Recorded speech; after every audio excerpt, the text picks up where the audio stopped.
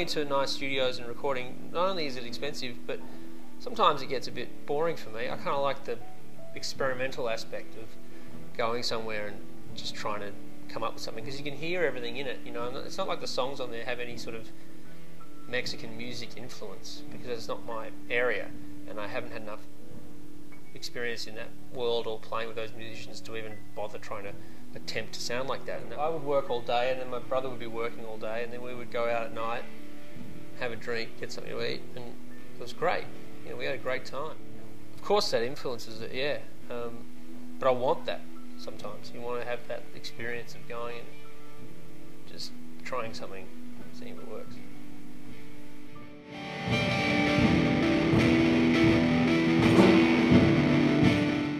The room that most of the recording was done in, and the couple of rooms that the recording was done in, yeah, it sounds like nothing else. I mean, there's no reverb on these tracks.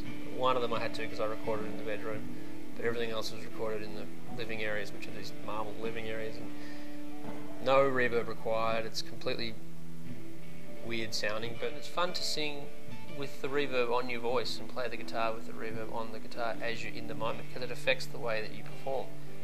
And again, that makes it different, you know, because you're experiencing it at the same time as it's going to tape. Whereas in a studio, sometimes you work so hard to control the sound so that you can manipulate it later. And I understand that, and it makes sense, but it's just not what I felt like doing. I felt like giving myself over to the situation. You know, and it was a struggle. You know, turning up on the first day and seeing roadworks at the front of my brother's place is not ideal. You know, there's going to be a lot of honking and a lot of machinery. So I had to work around it, and sure, there's honking and whatnot on the record, but again, that's just, it is a document. And you know, I'm a big fan of those old folkways and Smithsonian recordings and stuff where things were just documented. You know, they would go to where the person was, record them, document it, you know, with everything on it. Sound of creaking chairs, outside noises. That stuff's great. You know, it's not, you can't do it all the time, but it's great when you can.